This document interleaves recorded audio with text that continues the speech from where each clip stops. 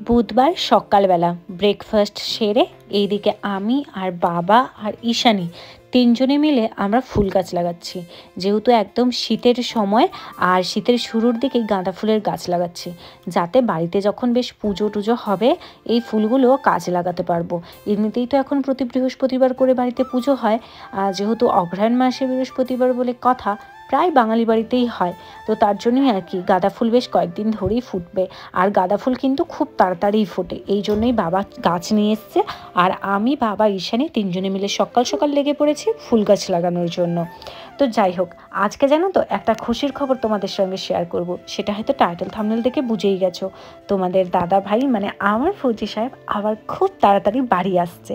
যেহেতু আগের বারের ছুটিটা ওর খুবই সামান্য দিনের ছিল, সামান্য দিনের বলতে 1 মাসের জন্য ছুটি আসলেও ওকে হঠাৎই চলে যেতে হয়েছিল আবার ডিউটি জয়েন করার জন্য। তার জন্যই কিন্তু ও আবারও আসছে, মানে এই বছরের ছুটিটা ওর প্রায় বেঁচে ছিল 39 দিনের মতো। তো তাই ও কিন্তু আবারও ছুটি আসছে। যদিও বা 39 দিন ছুটি বেঁচে রয়েছে বলে 39 দিনেরই ছুটি আসবে এমনটা না, বাট ও কিন্তু আবারও ছুটি আসবে। যাই হোক, গুড নিউজটা কি, মানে কবে তোমাদের দাদাভাই আসছে বা কি ব্যাপার কি, সবটা আমি তোমাদেরকে জানাবো।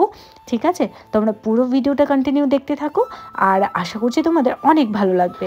আমি জানো তো সেরকম কখনো একটা যে গাছ লাগিয়েছি সেরকম একটা কিন্তু কখনোই লাগাইনি। মাকে দেখেছি এই টুকিটাকি, যেমন ধরো বেগুন গাছ, টমেটো গাছ, লঙ্কা গাছ কিংবা কোনো ফুলের গাছ লাগাতে। আমার বোন কিন্তু মানে আমার ছোটো বোন গাছ লাগাতে বড্ড ভালোবাসে।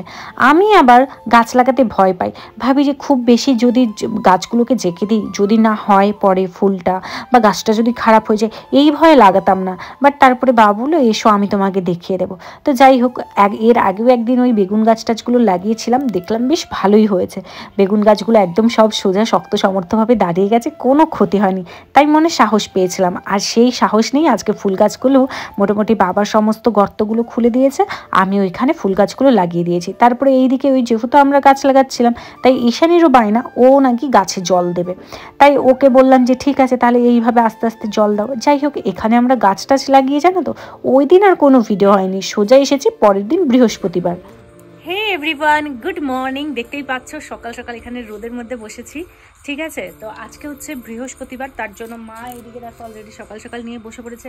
এখানে কাটা চলেছে, বিনস কেটে নিয়েছে, তার সাথে এখানে গাজর, আর এখনো গাজর কাটছে, রয়েছে আলু, আর তার সাথে রয়েছে ফুলকপি। এগুলো দেখে জানি না তোমরা কে কে গেস করতে পারছো যে আজকে কি রান্না হবে। ওটা কি? গাজর, ক্যারট বলো, ক্যারট বলো। ক্যারোটও নয়, ক্যারট ইংরেজিতে কি বলে? ক্যারোটো। তো যাই হোক, আজকে হচ্ছে আমাদের মেনুতে রয়েছে খিচুড়ি। তো তার জন্য হচ্ছে মা এদিকে অলরেডি কাটতে বসেছে, আমি বসেছি গল্প করার জন্য। যাই হোক, তো চল পুরো ভিডিও দেখতে থাকো, আশা করছি তোমাদেরও অনেক ভালো লাগবে। আমার যেহেতু অনেক বেশি ঠান্ডা লেগেছে, মানে যখনকার এই ভিডিওটা আমি তখনের কথা বলছি, অনেক বেশি আমার ঠান্ডা লেগেছিল। তাই মা আমাকে বলেছিল তোমার সকাল সকাল স্নান করার একদমই দরকার নেই, কারণ এক্ষুনি স্নান করতে গেলেই মানে ঠান্ডা লেগে যাবে আর কি তোমার আবার ঘুরে। তো মা আমাকে বলেছিল যে আমি ঠাকুরের জোগাড়গুলো করে নিচ্ছি, তুমি এই দিকটা সামলাও। তো তার জন্য মা ওই দিকে চলে গেছে ঠাকুরের পুজোর আর কি, যেসব ফল টল আঙিনা করতে হবে বা যা যা লাগে আর কি, সেগুলো সব করার জন্য মা চলে গেছে। আমি এইদিকে দেখো, এই যে আমাদের একটা কুমড়ো গাছ রয়েছে, ওখানে একটুখানি জল দিয়ে দিলাম হালকা করে, ওতে বেশি জল দিলাম না। আর এই দিকে এসে ওই যে বলেছিলাম তোমাদের আমি আর বাবা করে আগের দিনকে লাগিয়েছি বেগুন গাছ আর লঙ্কার গাছ, তো সেই গাছগুলোতেই এখন আর কি জল দিয়ে দিচ্ছি। আমাদের এই সাইডটাতে জানো তো পুরো একদম ঘাসে ঘাসে ভর্তি ছিল, একদম মানে জমে ছিল, তোমরা তো দেখেইছো। একবার এসে আমরা পরিষ্কার করেছিলাম, তারপরে আবারও ঘুরে সেই মানে বর্ষাকালে মানে জাস্ট 15 দিন বৃষ্টি হলেই পুরো এই দিকটা না একদম উঁচু উঁচু ঘাস হয়ে যায়, আর প্রচণ্ড ভয় লাগে, মাঠের ধার তো মানে সাপখোপের ভয় থাকে। তো যাই হোক, সেইগুলো সব আবার এই মানে বর্ষাকালটা কাটতে এগুলো সব পরিষ্কার করা হয়েছে, করে এখানে অল্প অল্প করে মাটিটা খুঁড়ে এখানে হচ্ছে এই যে গাছ লাগানো হয়েছে। এখানে কিন্তু এই যে সাইডে দেখো বেশ কিছু মানে আদা হলুদ এরকম গাছ লাগানো রয়েছে, যদি খুবই অল্প আর কি। আর রয়েছে কুদ্রির গাছ, প্রচুর কুদ্রি হয় জানো তো, মানে এত কুদ্রি হয় যে বলার বাইরে গাছগুলোতে, ওই সাইডে আর কি রান্নাঘরের সাইডটাতে। তো যাই হোক চলো, এইদিকে এখন জল টল দিয়ে মা যেহেতু ওইদিকে কাজ করছে, তাই আমি ভাবলাম এক কাজ করি, রান্নাঘরে হচ্ছে খিচুড়ির যেসব আর কি জিনিসগুলো লাগবে সেগুলো পৌঁছে দিই। যদিও বা আমাদের মানে রান্না হতে এখনও বেশ কিছুটা দেরি রয়েছে, কারণ ঠাকুর পুজো হবে আগে, তারপরে রান্না বসবে। তো তার জন্য ভাবলাম যে আগে তাহলে খিচুড়ির জিনিসপত্রগুলো রান্নাঘরে পৌঁছে দিলে অনেকটা মানে হেল্প হবে আর কি। আর যাই হোক এইদিকে পৌঁছাতেই তারপরে মানে খাওয়াও হয়নি যেহেতু ব্রেকফাস্ট, তো তার জন্য ভাবলাম চলো গিয়ে তাহলে ব্রেকফাস্ট করে নিই। আর এইদিকে এই জন্য চলে এসেছি দেখো ব্রেকফাস্ট করার জন্য। আর ঈশানি থাকে, তো ঈশানি প্রত্যেকটা জিনিসপত্র এদিকে ওদিকে করে রাখে, মানে আর কি বলবো। যাই হোক, তাই খেতে বসে সামনেটা একটু কেমন অগোছালো দেখাচ্ছিল, তাই ভাবলাম যে জায়গাটা একটু হালকা করে গুছিয়ে দিই। তাই আর কি যতটা পেরেছি মানে গোছানো বলতে কি, মানে সামনেটা একটু পরিষ্কার করে নিলাম আর কি। ঈশানি ওর জামা কাপড় এদিক ওদিক ফুলে রাখে, আর যে জামাটা বক্সের মধ্যে রাখলাম না, ওই জামাটা অ্যাকচুয়ালি আর ও ইউজ করে না, ও জাস্ট খেলে আর কি, ওইটা দিয়ে ওর যে পুতুল রয়েছে তাকে পরাই। তো আগের দিন ঈশানি খুব বায়না করেছিল কৃষ্ণ ঠাকুরের মতো ওই যে তিলক সেবা করবে, তাই ওকে একটুখানি ফেব্রিক দিয়েই করিয়ে দিয়েছিলাম, আর ওইভাবেই ও ঘুমিয়েছিল। ওকে সকালে আগে খাইয়ে নিয়েছি, যেহেতু আমি খাচ্ছি তাই ভাবলাম ওকেও একটু ডাক দিই যে মাম্মা এসো, খাবে এসো। আর বাবা কিন্তু আজকে এনেছিল পরোটা মিষ্টি দোকান থেকে, তাই পরোটা খেয়ে কিন্তু ব্রেকফাস্টটা সারলাম। আর এইদিকে ঈশানি দেখো কি দুষ্টুমিটাই না করছে, এদিকে কিন্তু রান্না করাও শুরু হয়ে গেছে। তারপরে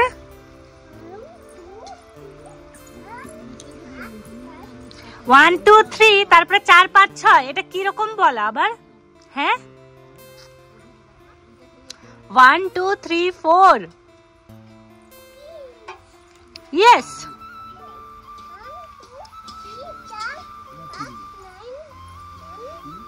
9 10 তুই যা পাচ্ছিস তাই বলে যাচ্ছিস। হ্যাঁ এই যে এখন অংশটা দেখছো এটা কিন্তু আবার শুক্রবারের, তার মানে তোমরা বুঝতে পারছো আমি কি পরিমাণে ল্যাটখোর হয়েছি। মানে একদিনের একটা ভ্লগ শেয়ার করার জন্য তিনটে দিন নিয়েছি, না ভিডিও শ্যুট করি না তো কিছু। যাই হোক, তো এইদিকে দেখো আমরা সবাই মানে আমি আর বাবা মাঠের মধ্যে চলে এসেছি। আমাদের এই যে বাড়ির সামনে যে জমিটা আর কি, এর ধানগুলো কাটা হয়েছে মেশিনে।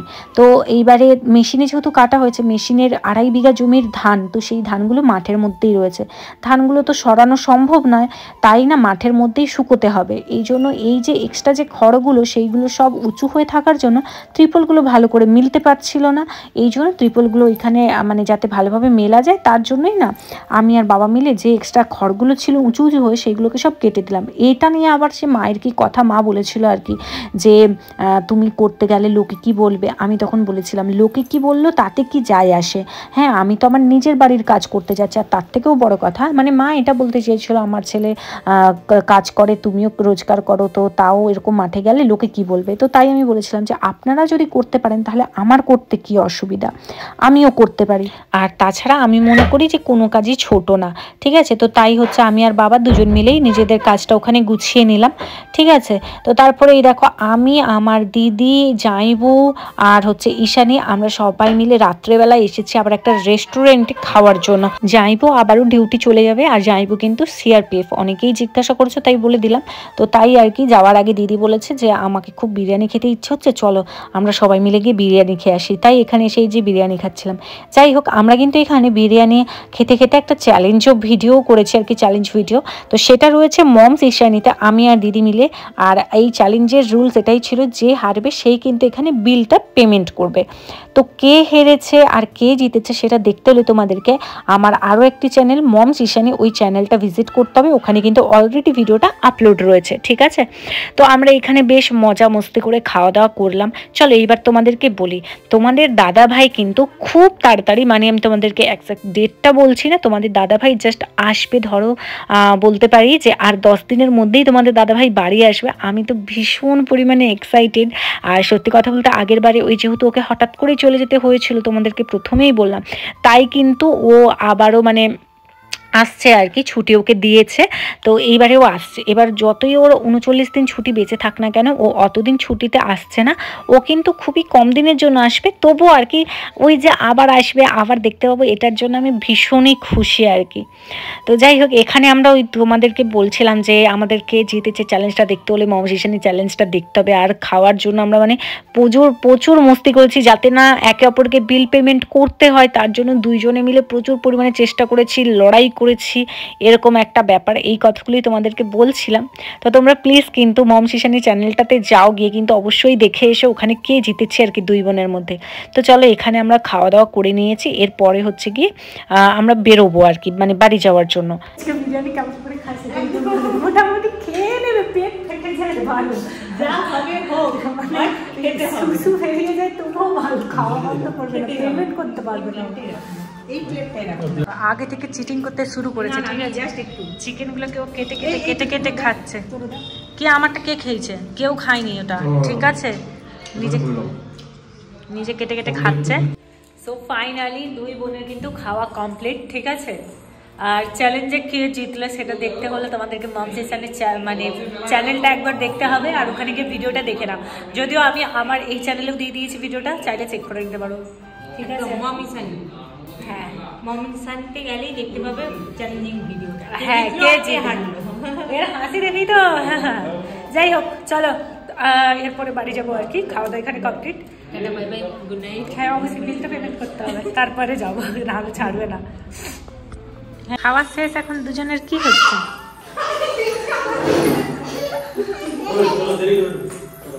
খাওয়া শেষ, দুজনের কি হচ্ছে? হ্যাঁ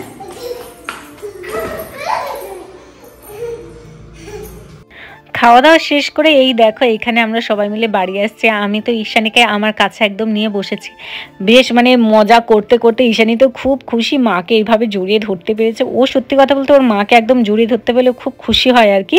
সবসময় চেষ্টা করে, মানে সারা রাতও বলতে পারে আমাকেই ছিপকে ধরে ও ঘুমায়। তো যাই হোক চলো, ভালোই ঠান্ডা পড়েছে তো, দেখে মানে বোঝাই যাচ্ছে আমরা এখন এই ঠান্ডার মধ্যে হু হু হু করতে করতে বাড়ি ফিরছি। আর আমার দিদি তো এমনভাবে প্যাকিং করেছে যাতে ওর গায়ে বাতাসই ঢোকে। তো চলো আজকের ভিডিওটা এখানেই শেষ করছি, সবাই সুস্থ থেকো, টাটা।